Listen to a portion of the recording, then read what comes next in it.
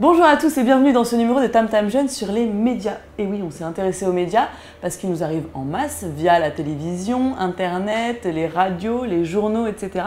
Ça se développe beaucoup dans l'île et il faut savoir en tant que spectateur ou téléspectateur, lecteur, auditeur, traiter toutes les informations qui nous arrivent.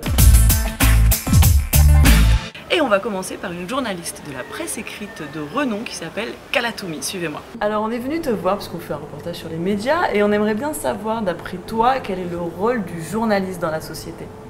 D'informer les gens sur ce qui se passe autour, parce que les gens, il y en a qui travaillent, il y en a qui vont à l'école, il y en a qui font plein d'autres choses et ils n'ont pas le temps de s'occuper de ce qui se passe autour. Et alors, est-ce qu'il n'y a pas aussi dans les médias des sujets qui sont traités, mais de façon trop importante par rapport à la réalité? Après, il y a des sujets, on sait qu'ils sont vendeurs.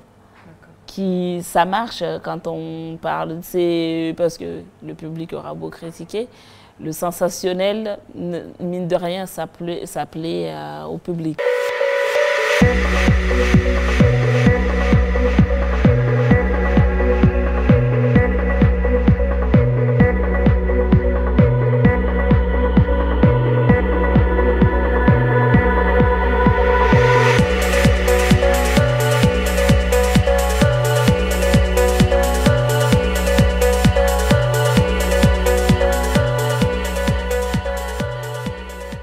Mine de rien, j'aime pas trop dire ça, mais on module un peu l'opinion.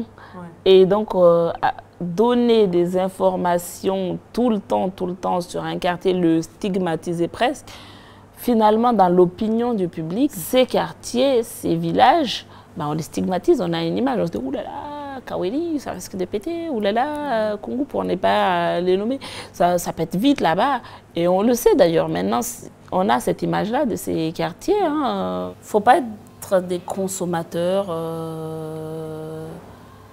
comme ça, sans réfléchir à ce que l'on consomme.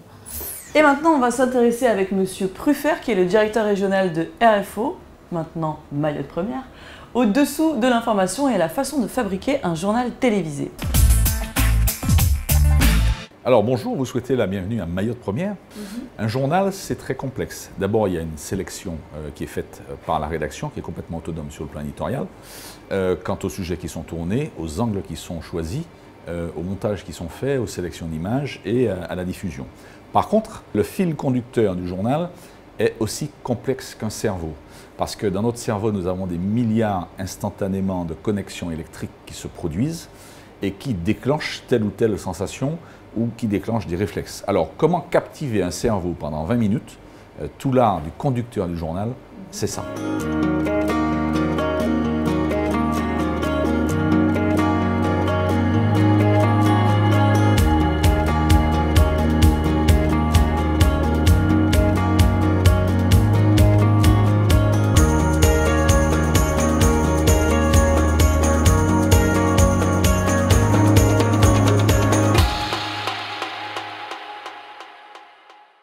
On sait qu'un cerveau, au bout de 7-8 minutes, se fatigue et que l'attention n'est plus la même qu'au début du journal.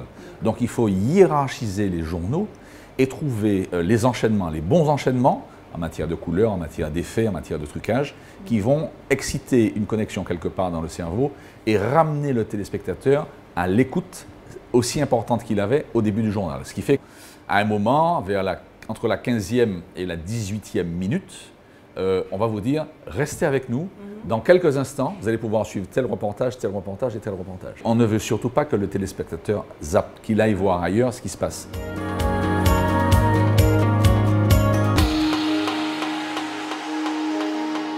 Il y a des spécialistes qui ont pendant des années examiné des groupes pilotes le fonctionnement du cerveau d'un téléspectateur pour permettre de déduire des petites lois simples sur comment capter l'attention d'un téléspectateur.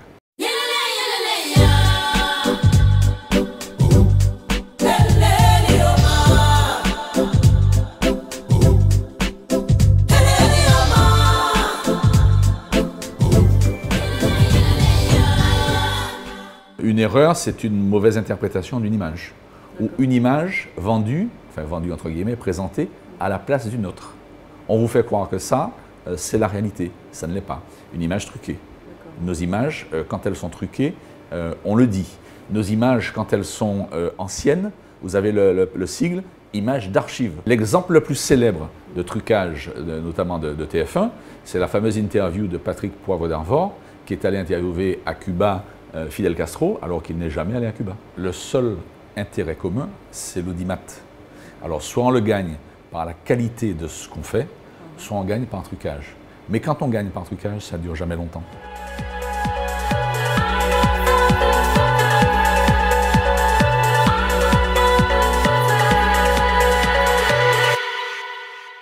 Salut, c'est Anfan sur Mayotte Première. Spéciale dédicace pour Tam Tam Jeune.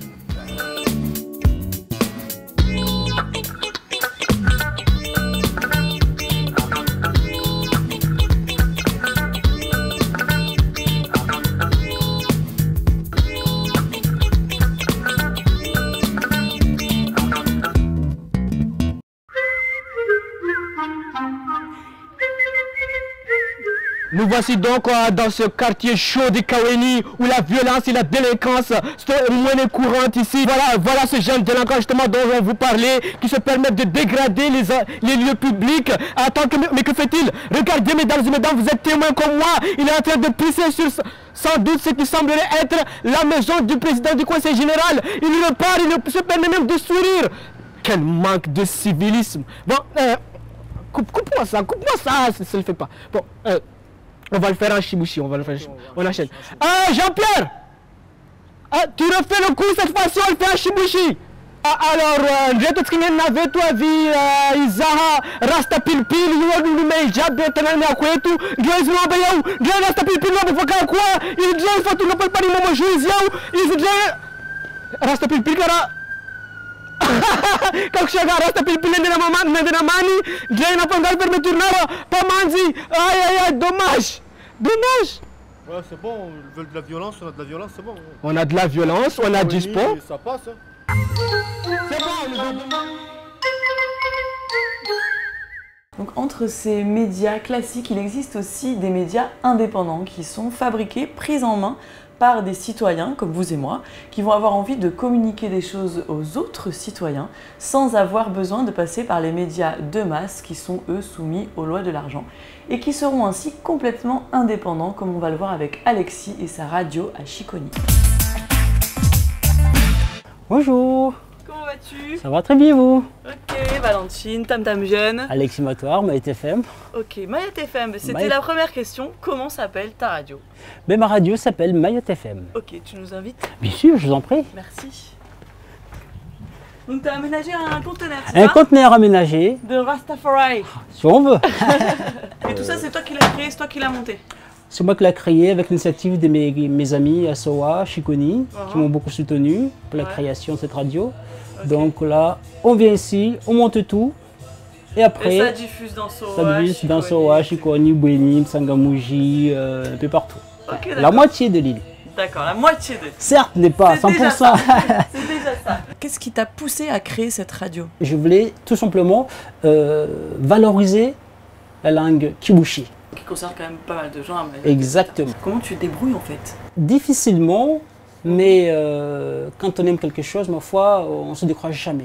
Donc tu es bénévole en fait dans ta propre radio. Exactement. Ok. Tu fais ça vraiment pour tes concitoyens puis pour toi-même. Tout simplement. Bravo.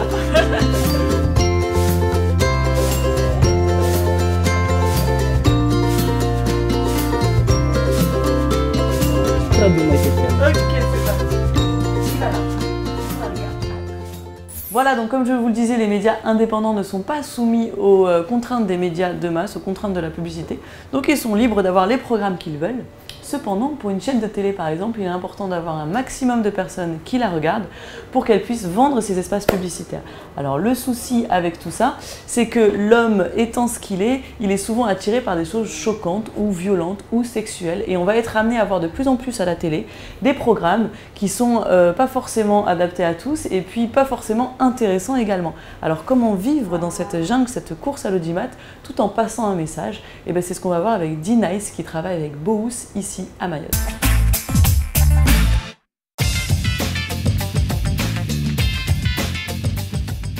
Est-ce que tu as l'impression à travers cette musique et la production de cet artiste, de faire quelque chose qui soit un peu en dehors des sentiers battus? Sur Mayotte et sur le mouvement hip-hop, oui, j'ai envie de dire oui, parce que souvent le rap, le hip-hop, c'est un petit peu mélangé. Il y a toute cette imagerie de choses qui sont un petit peu clinquantes ou de clips qu'on peut voir, de styles musicaux qu'on peut voir sur Trace TV, des choses très commerciales. Et nous, ce qu'on fait avec Bohous, c'est qu'on est plus dans des musiques actuelles, amplifiées, et en même temps avec un gros travail sur le patrimoine mahorais et le mélange des musiques modernes et des musiques traditionnelles.